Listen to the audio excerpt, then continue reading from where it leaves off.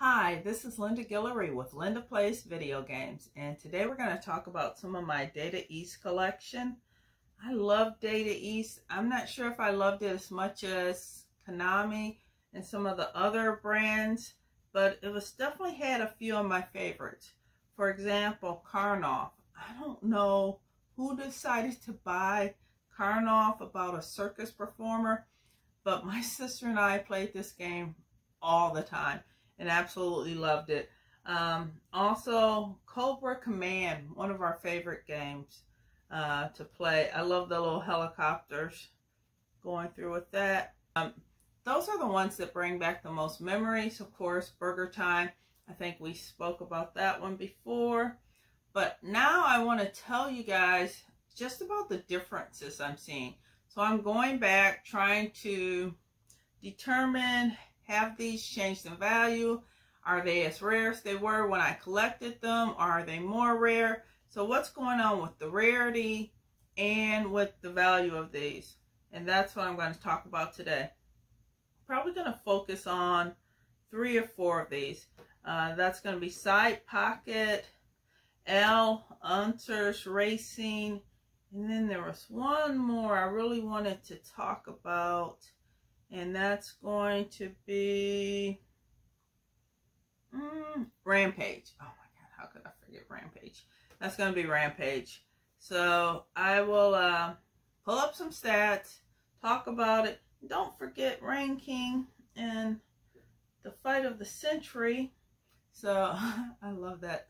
I love this little tabletop thing. So anyway, let's get started. So my Side Pocket is a new in a box version, and I was able to find one online recently sold. When I compared the price I paid for my game versus the delta on the online price, the delta was 1,533%.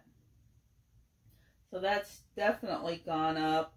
Seems like if they probably overpaid, if you want to take into account that the price guide delta percentage says it should have gone up about 393%, but you know, it always depends on condition, and you know, is it the last game you need for a series, so who knows the difference. But that's a nice little jump.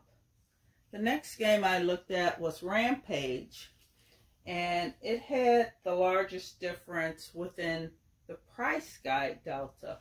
So the price guide, for whatever reason, that this should go up over 5,000% based on what the price guide that I used to collect. So my price guide told me to pay a certain amount for it back in 2010.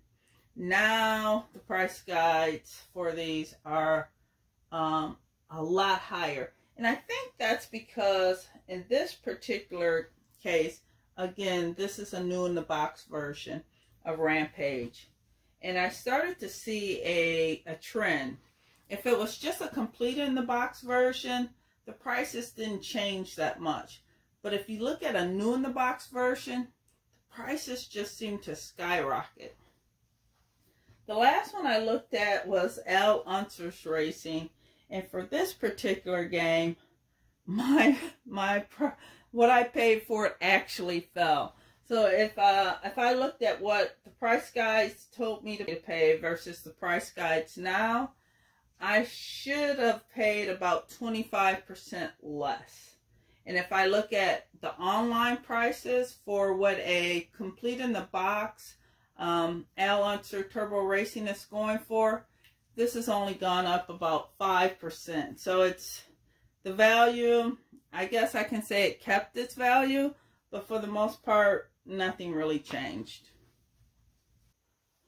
The last 3 games I'm going to mention are the ones who changed in rarity. So when I was collecting, Battle Chess was considered to be a rare game.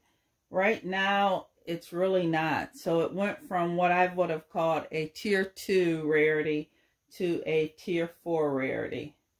And the opposite happened a little bit for Heavy Barrel and Kid Nicky. So these were both very common games when I collected. I would have called them a tier 5 rarity, and now they're at tier 3. None of the DataEast games changed drastically in rarity. In fact, I didn't even start off with any what I would have called a tier 1 rare game. It only went from tier 2 to tier 5, and there were no real drastic changes. But if I had to look at the biggest changes, it was going to be battle chest for falling and heavy barrel and Kid Nicky for actually rising in rarity. So that's about it.